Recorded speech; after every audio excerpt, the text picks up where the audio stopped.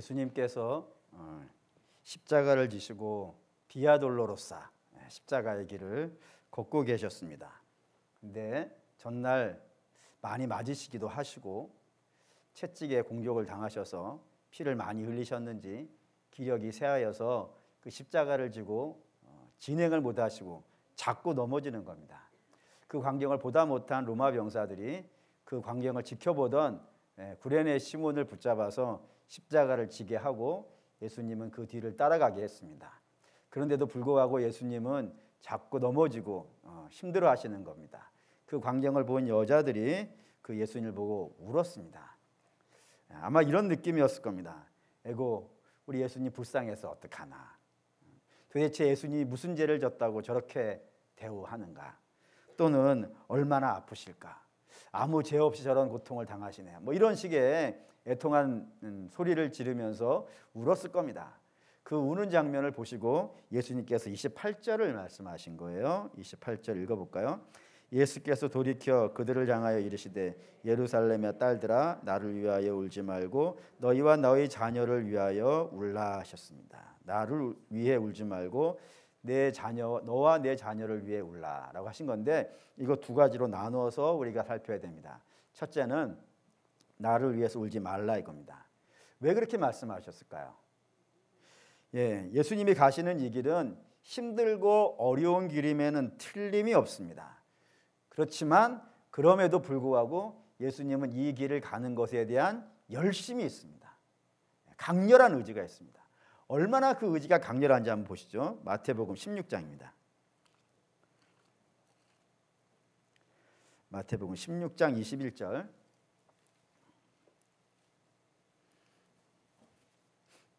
마태복음 16장 21절 같이 읽겠습니다. 이때로부터 예수 그리스도께서 자기가 예루살렘에 올라가 장로들과 대제사장들과 서기관들에게 많은 고난을 받고 죽임을 당하고 제3일에 살아나야 할 것을 제자들에게 비로소 나타내시니 했는데, 여기에 이제 이때로부터라고 하는 단어를 여러분이 먼저 이해하셔야 됩니다. 이때가 언제냐면 베드로가 제대로 된 고백을 한 다음이에요.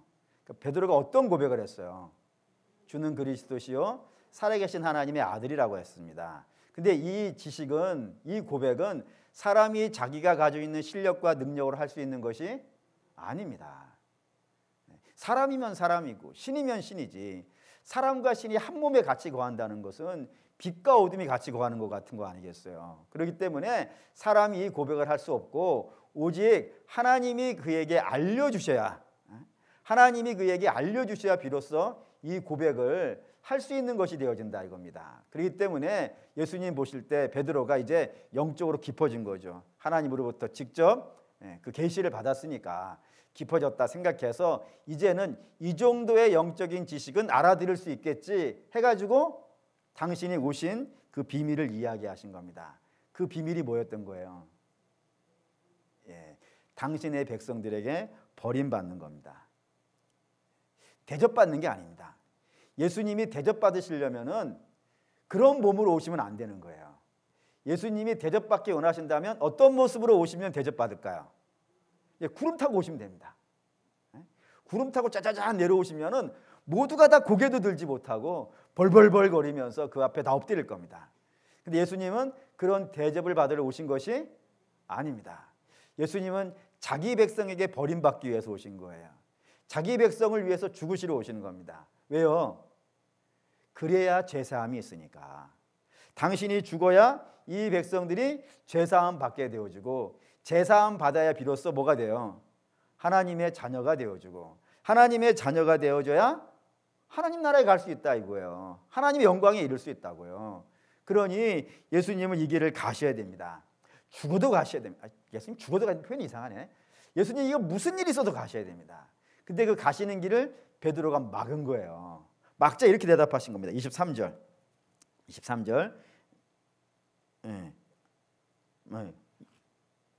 16장 마태복음 16장 23절 읽겠습니다.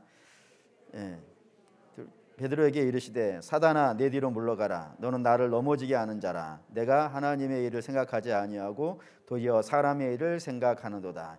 예수님이 천국의 열쇠를 준다고 한 베드로예요.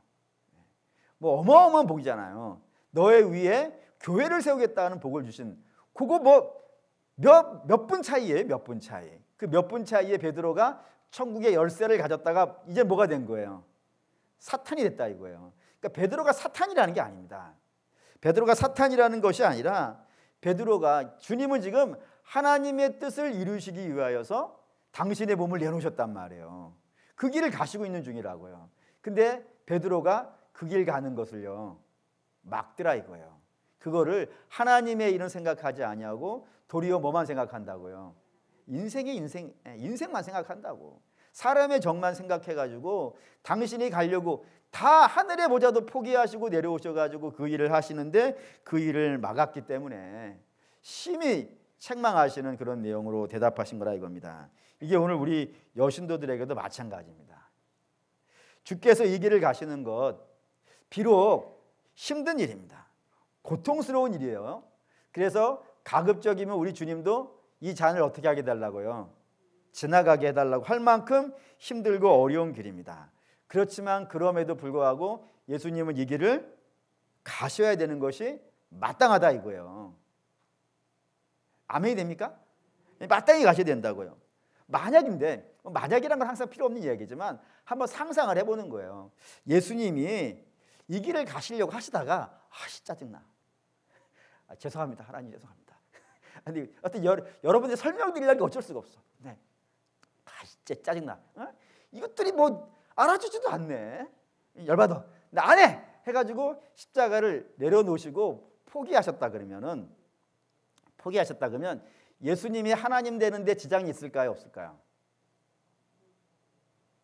예수님은 뭐를 해서 예수님이 아니에요. 하나님께 임명되신 분도 아니에요. 당신 스스로가 뭐예요? 하나님이세요. 그 지위가 바뀌지 않아요. 예수님 그냥 하나님이세요. 문제는 어디에 있는 거예요? 우리에게 있는 거예요. 예수님이 그 십자가를 포기하면 우리는 뭐가 여전히 뭐인 거예요? 여전히 죄인이에요. 여전히 하나님과 관계없는 자이고요. 여전히 내일이 없는 자이고요. 천국도 없는 자이고요. 결국에는 뭐를 만날 거예요? 심판을 받아서 멸망할 거예요. 그러니 우리의 입장에서는, 예수님 입장은 뭐 내팽개치고 우리의 입장에서는 예수님 이 길을 가져야 돼요? 안 가져야 돼요? 가주셔야 돼요. 그래서 예수님께 되게 미안하지만 겉으로는 표현할 수 없지만 속으로는 예수님 좀만 힘내세요. 화이팅! 지지 마시고 조마조마하게, 겉으로는 못하고 속으로라도 주님 이 길을 꼭 가주셔야 돼요. 아니 주님이 이 길 가기를 포기하신다면 우리 어떻게 해요? 우리 망하는 거예요. 그러니 이 길을 가주세요라고 부탁해야 되는 것이지 우려야 될 문제는요 아닌 겁니다. 그래서 울지 말라 그런 거예요. 나는 이 길을 가야 된다고. 너희를 위해서 이 길을 가야 된다고. 그렇게 말씀하신 겁니다. 두 번째가 이제 중요한데, 두 번째는 이렇게 말씀하셨어요. 너희와 너희 자녀를 위하여서 울라 이겁니다. 왜 그랬을까요? 왜 이 말씀을 하셨을까요? 주님이 이 길을 가는 것은 당신이 가야 될 길을 마땅히 가고 있는 겁니다. 그런데 너희는요, 그 주님의 사랑을 거절했다 이거예요. 이게 심각한 겁니다. 이거 한번 읽을까요? 마태복음 23장 37절입니다. 마태복음 23장 37절에 주께서 이런 말씀을 하셨어요. 37절 읽겠습니다. 예루살렘아 예루살렘아 선지자들을 죽이고 내게 파송된 자들을 돌로 치는 자여, 암탉이 그 새끼를 날개 아래로 모음같이 내가 내 자녀를 모으려 한 일이 몇 번이더냐. 그러나 너희가 원치 아니하였도다라고요. 이게 심각한 이야기가 됐어요. 암탉이 새끼를 모으듯이. 여기에서 나오는 암탉은 그냥 닭 얘기하는 게 아니죠. 누구예요? 하나님이에요. 하나님이 당신의 백성을 모으려고 하셨다 이거예요. 이게 무슨 말이냐면 사실 하나님과 이스라엘 사이는 좀 그냥 일반적인 관계는 아니에요. 남다른 존재예요. 이스라엘이 잘나서가 아닙니다. 이스라엘이 잘나서 하나님과 남다른 관계가 된 것이 아니고 하나님의 크신 사랑이 저들을 어떻게 하신 거예요? 선택하셨다 이겁니다. 선택하셔서 그들과 동행하시는 중이에요. 동행하시면서 저희들에게 세 가지 중요한 거를 주셨어요. 제가 생각할 때는 뭐 많이 주셨지만 제가 보는 견지에서는 가장 중요한 거, 그중에 세 가지만 뽑으라 그러면 이 세 가지를 주셨어요. 그 첫 번째가 뭐냐면 하나님의 말씀을 주셨어요. 이 말씀 왜 주셨을까요? 보시죠. 이사야 2장 2절. 이사야 2장 2절.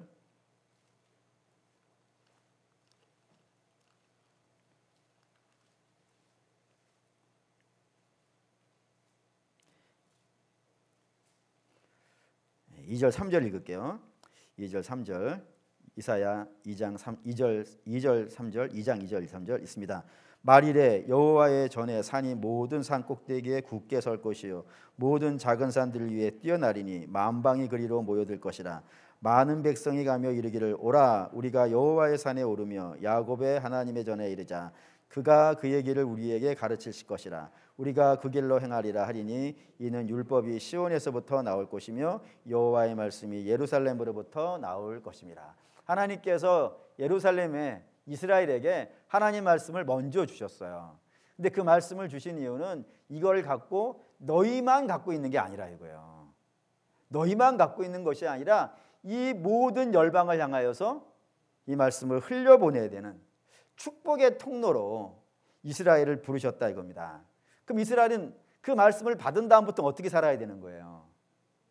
그 말씀을 일단 그 말씀을 자기가 풍성해야겠죠. 그 말씀으로 자기가 풍성한 다음에 그 말씀을 어떻게 해야 되는 거예요? 열방으로 흘려보내야 돼요. 그래서 열방들이 주 앞에 모여서 그 시온에 모여서 하나님을 기뻐하고 찬양하는 그런 삶을 살게 하는, 다시 말해서 제사장 나라로 불린 거예요. 그럼 그들은 그렇게 살아야 될 텐데 그들이 어떻게 했느냐? 마태복음 23장 13절.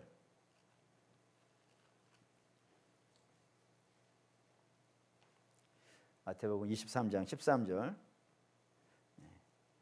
읽겠습니다. 화 있을진저 외식하는 서기관들과 바리새인들이여 너희는 천국 문을 사람들 앞에서 닫고 너희도 들어가지 않고 들어가려 하는 자들도 들어가지 못하게 하는도다. 서기관과 바리새인, 하나님의 말씀을 맡은 대표적인 사람들이에요. 저들이 하나님의 말씀을 자기가 먼저 풍성하게 한 다음에 그걸 흘려보내서 모든 백성들, 그리고 그 넘어서 온 열방에까지 그 말씀을 전파해야 되는 그런 사명을 맡은 자들인데 저들이 어떻게 했다고요? 천국 문을 닫고 자기도 그 말씀대로 살지 않고 그 말씀대로 살려고 그러는 자들도요 못 살게 했다 이겁니다. 그렇게 했다고요. 실제로 그렇죠. 실제로 이스라엘은 열방에 하나님 말씀을 흘려주는 것이 아니라 자기는 선민이고 열방은 멸망의 백성이라 해서 그 복음을 닫아버렸다 이거예요. 닫아버리는 일을 했다 이겁니다. 뭐 저주만 하고 그랬죠. 그렇다고 자기들은 선민의 삶을 살아요? 살지도 않죠. 자기도 안 살고 열방도 살지 못하게 하는 그런 일을 하고 살았던, 하나님의 뜻과 완전히 배치된 삶을 살아온 것이 이스라엘이라 이겁니다. 이게 첫 번째 받은 것에 대한 잘못이고, 두 번째 하나님이 저들에게 주신 것, 느헤미야 볼게요. 느헤미야 9장 30절. 하나님이 이스라엘에게 많은 걸 주셨어요. 그 중에 가장 중요한 거 세 가지만 보고 있는 겁니다. 9장 30절. 9장 30절 읽겠습니다. 그러나 주께서 그들을 여러 해 동안 참으시고 또 주의 선지자들을 통하여 주의 영으로 그들을 경계하시되 그들이 듣지 아니함으로 열방 사람들의 손에 넘기시고. 하나님이 이스라엘에게 주신 것 하나가 또 뭐예요? 오래 참아주셨다고요. 하나님 오래 참아주셨다고요. 언제부터 참으셨을까요? 홍해 이후로부터. 아니 물론 이스라엘이 애굽에 살고 있을 때 홍해 건너기 전에도 하나님이 참아주셨어요. 그런데 그때는 계수하지 않는 겁니다. 왜 계수하지 않냐면 그때는 누구의 종이었으니까? 바로의 종이었다 이거예요. 그러니까 그건 계수 안 하시는 거예요. 그러면 언제부터는 계수가 되어지냐면 출애굽은 저들이 구원을 만났단 말이에요. 하나님이 이스라엘을 구원하시기 위해서, 바로에게서부터 구원하시기 위해서 애굽에 10가지 재앙을 내리는 것을 자기 눈으로 다 봤단 말이에요. 그리고 홍해를 가르시고 그 이스라엘을 마른 땅같이 그 홍해를 건너게 하신 다음에 이 애굽과 바로와 바로의 군사들은 그 홍해 바다에 가둬서 침몰시키는 것을 들은 게 아니란 말이에요. 자기 눈으로 봤다고요. 하나님이 얼마나 놀라운 구원의 역사를 베푸시는지 봤단 말이에요. 그러면 그때부터는 어떻게 해야 되는 거예요? 이전에는 그런 구원을 자기 눈으로 직접 보지 못했을 때는 그렇다 칠 수 있다 이거예요. 하지만 구원을 받잖아요. 구원을 받으면 그때부터는 어떠한 삶을 살아야 되는 거예요. 오늘 오전에도 말씀드렸다시피 순종하는 삶을 살아야 되는 것 아니겠어요. 근데 이스라엘은 순종하더라 안 하더라? 안 하더라 이거예요. 언제부터요? 홍해를 건넌 다음 그때부터 바로. 물 없다고 벌써 넘어지잖아요. 양식 없다고 무너지잖아요. 또 고기 없다고 무너지고, 모세하고 싸우고 아론하고 싸우고 끊임없이 하나님하고 싸우는 그런 인생들을 그 40년 광야 내내 살았단 말이에요. 그래서 한 번은 결정적인 사건이 있었죠. 시내산 밑에서 모세가 시내산에 올라가서 율법을 받고 있는 동안에 이스라엘 밑에서 뭐예요? 금송아지 만들어요. 그걸 여호와라고 불러요. 여호와는 지금 모세하고 만나고 있는데 금송아지 맡아놓고, 원래 금송아지는 어디에 가 있어야 정상이에요? 두 군데 있어야 될 것 같아요. 하나는 금은방, 또 하나는 우리 집 농안에. 근데 없어. 금은방이 우리 집에 없어. 안타까운 일이에요. 어쨌든 거기에 있어야 돼. 근데 그거를 세워놓고 여호와라 그러고 있는 거예요. 여호와라고. 사람이 열받으셔가지고 내가 저 백성 다 진멸시켜버리리라 했는데, 모세가 하나님 앞에 하냐 무릎 꿇고 사정해가지고 하나님이 참아주시는 거예요. 참아주시는 거예요. 그러면 그런 참음을 받았으면 그 다음부터라도 잘해야 되지만 가나안 들어가서도 못해. 왕이 없어도 못한다 그러니까 왕을 주셨는데도 못해. 예언자들을 보내주셔도 못해. 아예 그 예언자를 죽이는 일도 못해. 죽이기까지 하면서요. 그걸 하나님께서 다 참아주신 거예요. 다 참아주신 거예요. 정말로 하나님이 이스라엘을 오래 참아주시는 은혜를 베푸셨단 말이에요. 그게 두 번째이고, 세 번째 가장 결정적이에요. 요한복음 3장. 요한복음 3장. 사실은 안 찾아도 되지만 그래도 찾는 연습을 위해서 요한복음 3장 16절. 요한복음 3장 16절 17절 읽겠습니다. 하나님이 세상을 이처럼 사랑하사 독생자를 주셨으니 이는 그를 믿는 자마다 멸망하지 않고 영생을 얻게 하려 함이라. 하나님이 그 아들을 세상에 보내신 것은 세상을 심판하려 하심이 아니요 그로 말미암아 세상이 구원을 받게 하려 하심이라. 하나님 주신 결정적인 것, 가장 중요한 것, 뭘 주신 거예요? 아들을 주셨다니까요. 근데 이 아들이 생뚱맞게 갑자기 나타난 게 아니란 말입니다. 하나님께서 예언해 놓은 것이라고요. 언제부터요? 창세기 3장에 여자의 후손이 와서 뱀의 머리를 상하게 할 것이라고. 그때부터 예언이 되어져 있었고, 그리고 그 예언을 받았기 때문에 이스라엘은 맨날 뭐 했어요? 맨날 메시아 했다니까요. 메시아만 오시면 그렇게 노래 부르고 살았다 이겁니다. 근데 그 메시아가 정작 왔는데 이 백성들은 그 메시아를 알아보지도 아니하고 영접하지도 아니하고 도리어 멸시하고 천대하서요 죽여버리더라 이거예요. 그리고 죽이는 것에 협조하였고 죽이는 것을 방조했다 이겁니다. 그러니까 철저히 하나님 무시한 거죠. 하나님 이렇게 좋은 거를 주셨는데, 말씀을 주셨는데 그 말씀을 전하지도 아니하고 자기도 믿지 아니하고, 하나님이 오래 참아주시는데 그 오래 참아주시는 것을 오히려 멸시해서 더 악을 행하고, 그리고 아들을 주셨는데 그 아들을, 놀라운 사랑이잖아요. 그 놀라운 사랑을 주셨는데 그 사랑을 외면해버리는 것이 이스라엘이었다 이겁니다. 그럼 나머진 게 뭐겠어요? 이제 남은 것은요. 말씀 주는데 안 했다면서요. 오래 참아주셨는데 안 했다면서요. 아들을 주셨다는데 안 했다면서요. 그럼 남은 거 뭐밖에 없는 거예요? 심판밖에 없어요. 그러니까 29절, 누가복음 23장 29절에서 31절 읽겠습니다. 보라, 날이 이르면 사람이 말하기를 잉태하지 못하는 이와 해산하지 못하는 배와 먹이지 못하는 젖이 복이 있다 하리라. 그때에 사람이 산들을 향하여 우리 위에 무너지라 하며 작은 산들을 대하여 우리를 덮으리라 하리라. 푸른 나무에도 이같이 하거든 마른 나무에는 어떠하리요 하시니라. 여기에 총 당시에 쓰여지는 당시의 사람들은 뭐 능히 쉽게 알 수 있는 세 가지 이야기를 갖다 놓으신 겁니다. 첫째가 뭐냐면 자녀가 없는 자가 복이 있다고요. 자녀가 없는 자가 복이 있다. 사실 이게 아니죠. 복은 누가 있는 거예요? 자녀가 있는 자가 복이 있는 거예요. 맞죠? 근데 자녀가 없는 자가 복이 되는 거예요. 이런 거를 우리식의 표현으로 말하면 경천동지할 만한 사건. 하늘이 놀라고 땅이 뒤집어지는, 하늘과 땅이 역전되어지는 그런 상황이라 이거예요. 그게 뭐예요? 심판이에요. 사랑하는 믿음의 성도 여러분, 우리가 생각할 때 심판 뭐 얼마나 대단하겠어? 여러분 그런 생각하시면 안 됩니다. 하나님 오래 참으셨다가 한 번씩 심판하신 것이 성경에 등장하잖아요. 노아의 시대, 그리고 소돔과 고모라, 예루살렘 멸망하는 거 대충 적당히 하시던가요? 그렇지 않죠? 하늘이 놀라고 땅이 뒤집어질 만한.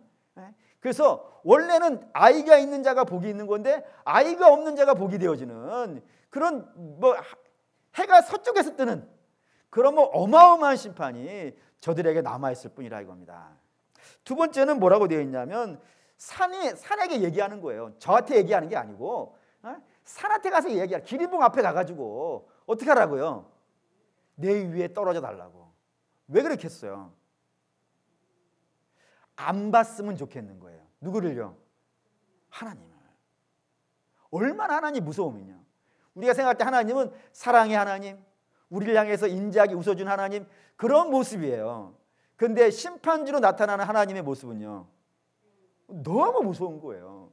얼마나 무서운지 산이 내 얼굴 위에 떨어져 가지고 내가 그분을 안 봤으면 좋겠다 라고 할 만큼 그 정도로 무서운 것이 심판이라고요. 그리고 세 번째는 여기 푸른 나무하고 마른 나무가 등장했는데, 푸른 나무는 싱싱한 나무예요. 싱싱한 나무는 예수님을 상징하는 거예요. 반면에 마른 나무는요, 못 쓰는 나무예요. 죽은 나무예요. 당연히 누구겠어요? 죄인 된 우리예요. 근데 주께서 이렇게 말씀하시는 거예요. 싱싱한 나무, 푸른 나무인 나도 죄를 짊어졌더니 어떤 모습이라? 지금 이렇다 이거예요. 너희가 봤을 때 애처롭고 불쌍할 정도의 죄가 없는 분이라고요. 그런 분임에도 불구하고 죄를 이렇게 뒤집었으니까 피조물의 눈에 보이기에도 비참하고 안타깝고 슬프고 괴로울 만큼 비참한 모습이라고요.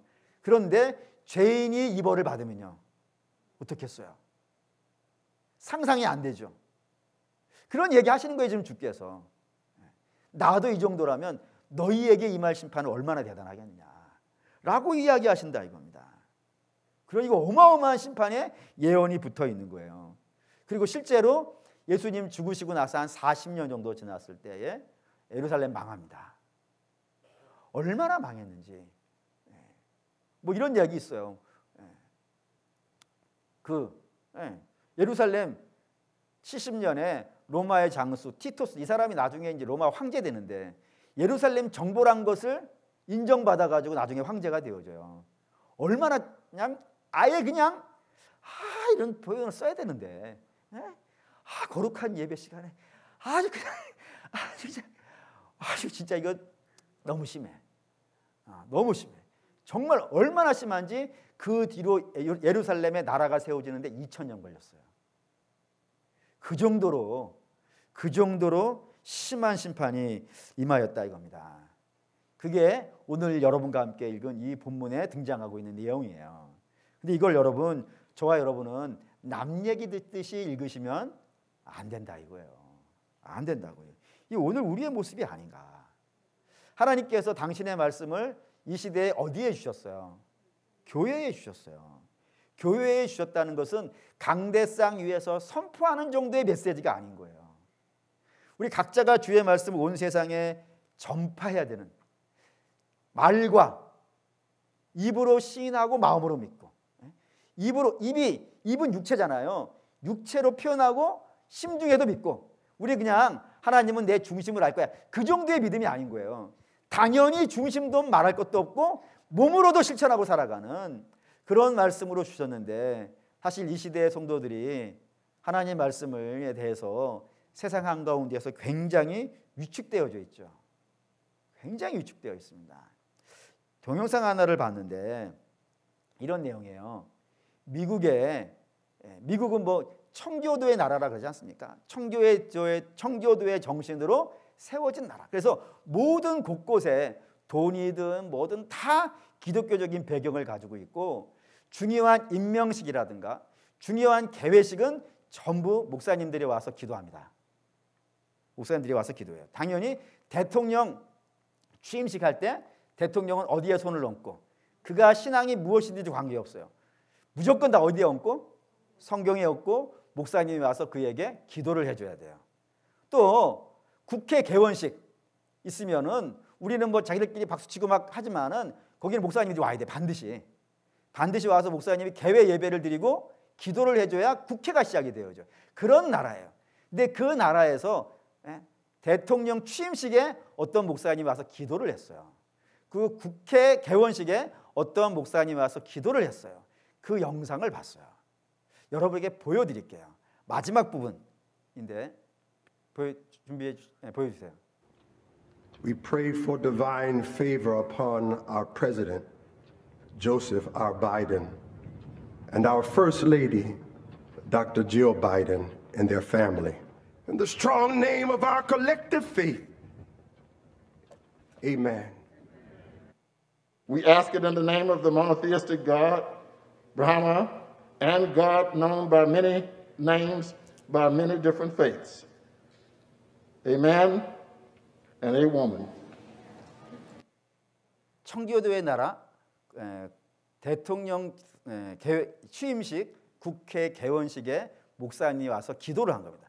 사기꾼들이 아닙니다. 목사님들입니다. 목사님들이 와서 기도하는데 그 기도가 굉장히 이상해요. 원래는 맨 마지막에 뭐라고 해야 되는 거예요? In the name of Jesus 이렇게 해야 돼요. 수준이 영어잖아요, 영어. In the name of Jesus 이렇게 해야 되는 거예요. 갑자기 진지해야 되는데 이 순간에. 이걸 한번 성경 봅시다. 진지하게 위해서 요한복음 14장.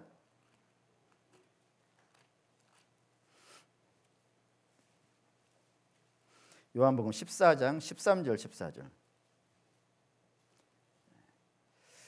13절 14절 읽게요. 너희가 내 이름으로 무엇을 구하든지 내가 행하리니 이는 아버지로 하여금 아들로 말미암아 영광을 받으시게 하려 함이라. 또 내 이름으로 무엇이든지 내게 구하면 내게 행하리라. 15장도 볼까요? 15장 16절. 15장 16절. 읽겠습니다. 너희가 나를 택한 것이 아니요 내가 너희를 택하여 세웠나니 이는 너희로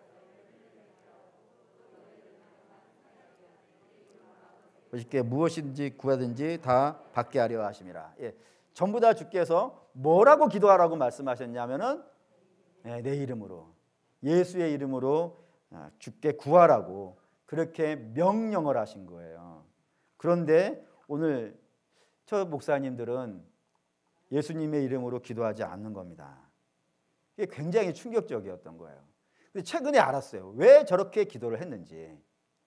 어떤 목사님이 당신도 이런 데에서 기도를 해달라고 하는 연락을 받았대요. 근데 그 연락을 하는데 그 연락은 편지를 읽어준 거예요. 뭐라고 그 편지에 쓰여져 있냐면은 공무원이에요. 그 공무원이 보내는 겁니다. 그 기관에서 보내는 거예요. 개인이 보내는 게 아니라 그 기관에서, 행사를 준비하는 기관에서 보낸 편지의 내용이 이랬어요. 우리 사회는 다종교 사회입니다. 그러니 어느 특별한 종교의 이름으로 기도하시면 다른 분들의 마음이 상하니 예수의 이름으로 기도하지 말아 주십시오. 이렇게 공문이 온 거예요. 그리고 그 공문에 따라서 목사님 저렇게 기도를 하더라는 겁니다. 여러분들이라면 이런 공문 받으시면 어떻게 하시겠어요? 청교도의 정신이 있는 나라라고 그렇게 불려서 대통령 취임식과 국회 개원식, 가장 큰 행사들이잖아요. 그런 큰 행사에 목사님을 불러서 기도를 시키는데 그 기도를 예수의 이름으로 하지 말라. 그래서 종교의 이름으로 기도를 하고 심지어는 브라만의 이름으로 기도를 하는 그런 사태가 발생됐다 이겁니다. 웃기지도 않죠. 웃기지도 않아요. 그런 거를 보내는 사람도 참 웃기지만 그런 거를 받았다고 해서 그 예수의 이름으로 얘기하지 않는다면 기도하지 않는다면, 아니 그만한 용기가 없으면 가지를 말지. 그렇잖아요? 가지를 말지. 아니 나는 목사인데 예수의 이름으로 기도하지 말라고 하면 나는 거기 왜 가냐고. 나 못 가겠다고. 그러든지 행사에 가서 대접은 받고 싶고, 그리고 피해는 보기 싫으니까 저런 식으로 기도를 해버리더라 이거예요. 근데 여러분 분명히 기억하셔야 돼요. 사람들 앞에서 나를 부인하면 나도 너희를 부인할 것이고, 너희가 이 땅에서 나를 시인하면 하늘에서 내 아버지 앞에서 너희를 시원하리라 그랬어요. 큰일 났어요 지금. 큰일 났어요. 지금 난리 난 상황이라 이겁니다. 옛날에는 어땠을까요? 한번 볼까요? 비슷한 일이 있었으니까 사도행전 4장 17절에서 20절 17절에서 20절 읽겠습니다. 이것이 민간에 더 퍼지지 못하게 그들을 위협하여 이후로는 이 이름으로 아무에게도 말하지 말게 하자 하고, 그들을 불러 경고하여 도무지 예수의 이름으로 말하지도 말고 가르치지도 말라 하니, 베드로와 요한이 대답하여 이르되 하나님 앞에서 너희의 말을 듣는 것이 하나님 말씀을 듣는 것보다 옳은가 판단하라. 우리는 보고 들은 것을 말하지 아니할 수 없다 하니, 관리들이 백성들 때문에 그들을 어떻게 처벌할지 방법을 찾지 못하고 다시 위협하여 놓아주니, 이는 모든 사람이 된 이 일을 보고 하나님께 영광을 돌림이니라. 이 표적으로 병 나은 사람들은 40여세 되었더라. 뭐 이렇게 돼 있어요. 옛날에도 그랬다고. 이 이름 말하지 말라고, 이 이름 선포하지 말라고, 이 이름으로 기도하지 말고, 이 이름으로 가르치지 말라고. 그 위협했다고요. 이 위협한 자들이 옆에 있던 동네 아저씨들이 아니에요. 얼마 전에, 며칠 전에 예수님을 죽였던 자들이에요. 그들이 제자들에게, 그래서 예전에는 제자들이 그 위협이 자기에게 온 것도 아니고 예수님에게 온 위협만 보고도 겁이 나가지고 어떻게 했어요? 도망갔었어요. 그런데 그 위협이 왔어요.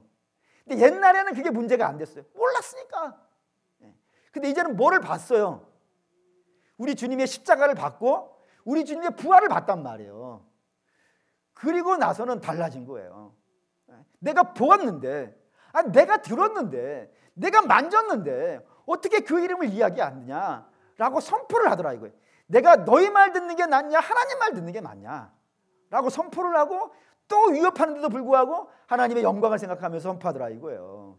이래야 되는 것이 마땅한데 시대가 우리를 점점 위축되게 만들어요. 그래서 학교에서도 복음 외치지 말라, 예수 이름 말하지 말라.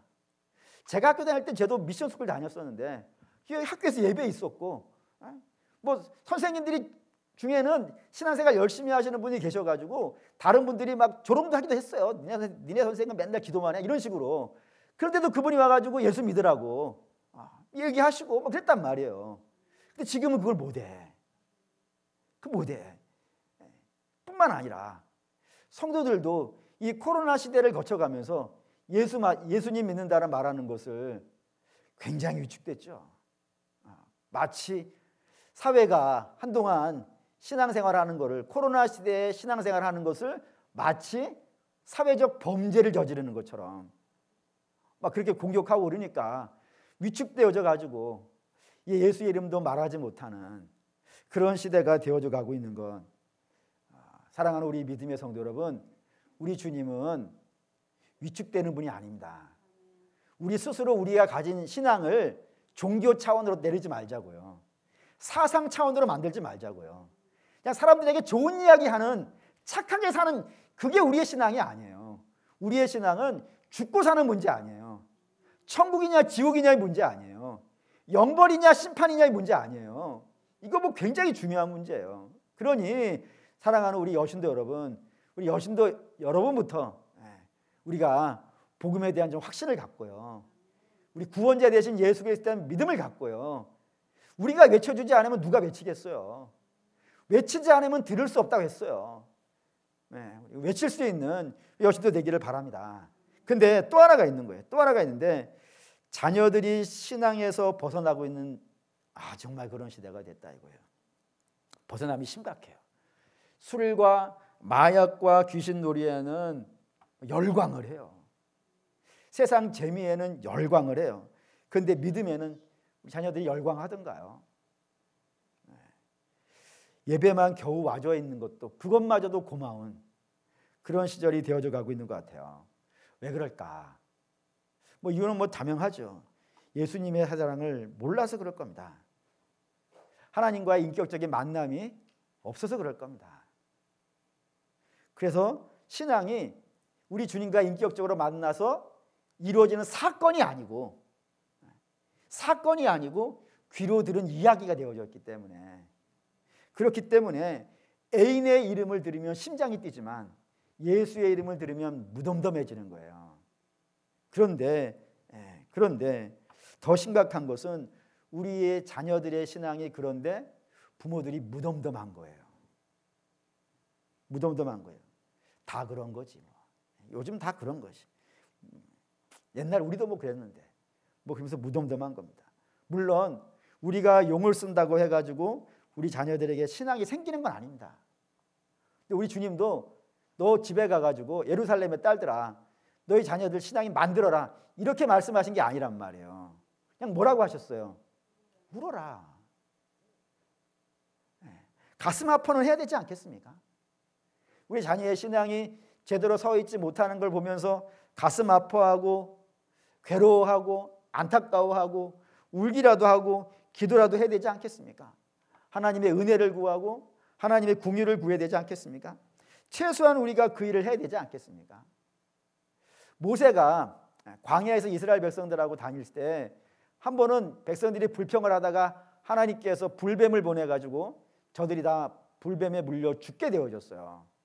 그때 모세가 기도하였고 하나님이 처방전을 하나 내려주시는데 그 처방전이 뭘까요? 장대 위에다가 놋뱀을 매달아 놔라. 그리고 어떻게 하라고요? 매달아 놓기만 하면 안 돼요. 매달아 놓는 걸로 되는 게 아니라 백성들이 어떻게 해야 돼요? 쳐다봐야 돼요. 근데 백성들이 쳐다보겠어요? 안 쳐다보겠어요? 쳐다볼 거 아니에요. 그게 뭐야 하면서요. 그렇잖아요. 여러분 이거 보시면 제 손가락 끝 보시면 돼요. 목사님 웃기고 있네. 그럴 거 아니겠어요. 근데 모세가 그걸 어떻게 보게 하는 거예요? 가서 애통한 마음으로 소리치르는 거 아니겠어요? 이거 보셔야 돼 여러분. 이거 보셔야 살아요. 안 보면 죽어요. 라고 애타는 마음으로 외쳤지 않겠습니까? 뿐만 아니라 제자들이 열방에 다니면서 주 예수의 이름으로 주 예수를 믿으라. 그리하면 너와 내 집이 구원을 얻으리라. 이 표현을 그냥 조용히 얘기했겠어요? 안타까운 마음에서 정말 이거를 봐야 되는데 이거를 안 보면 죽는데 그런 안타까운 마음으로 울는 마음으로 선포하지 않았겠냐고요. 우리 자녀에게도 여러분 우리 그런 마음을 좀 가질 필요가 있겠다는 생각이 오늘 이 말씀을 묵상하면서 들었어요. 좀 안타까워하시죠. 우리가 믿음을 만들어주지는 못해요. 믿음은 하나님의 선물이라고 했으니까 하나님이 주신 게 맞아요. 근데 우리는 안타까워해야 돼요. 저 인생 어떻게 하는가? 저렇게 가면 안 되는데 주여 우리를 좀 불쌍히 여겨주시옵소서. 회개의 영을 부어주시고 하나님 좀 붙잡아 주십시오라고 하면서 애절한 마음으로 울어야 될 필요가 있는 이 시대가 아닌가 생각이 들어갑니다. 오늘 분명히 주께서 이렇게 말씀하셨어요. 예루살렘의 딸들아라고요. 남신도들 계시지만 남신도 당연히 그래야겠는데 오늘 여신도 헌신 예배고 성경도 예루살렘의 딸들아 했는데 저보고 예루살렘 딸들하고 좀 이상하잖아요. 근데 여러분들이 예루살렘의 딸들이니까 하나님의 딸들이니까 그러니 여러분이 오늘 이 주신 말씀으로 받으시고 내가 복음의 앞에서 이 세상 한가운데에서 복음을 가진 내가 자꾸 위축되어져 가는 그런 모습을 애통해 하시고 우리의 어린 자녀들이 믿음으로 나가지 못하고 그냥 자리만 채우고 있는 것에 대해서 애통해 하시고 주께서 혹여 우리의 눈물을 보시고 하나님의 구원의 은혜를 베풀어 주시라 믿습니다. 믿습니다. 믿습니다. 그런 마음을 갖고 우리 2023년 여신도 헌신 예배죠. 적당히 헌신하려고 앉아 계신 건 아니죠. 올해 이거 합시다. 사랑하는 여신도 여러분, 여러분과 여러분의 자녀를 위해서 이 올해는 우시는 해로 삼으십시다. 애통한 마음으로 우시면서 주님의 은혜를 간구하시는 그런 해가 되시기를 주의 이름으로 축원합니다. 아멘. 기도하겠습니다.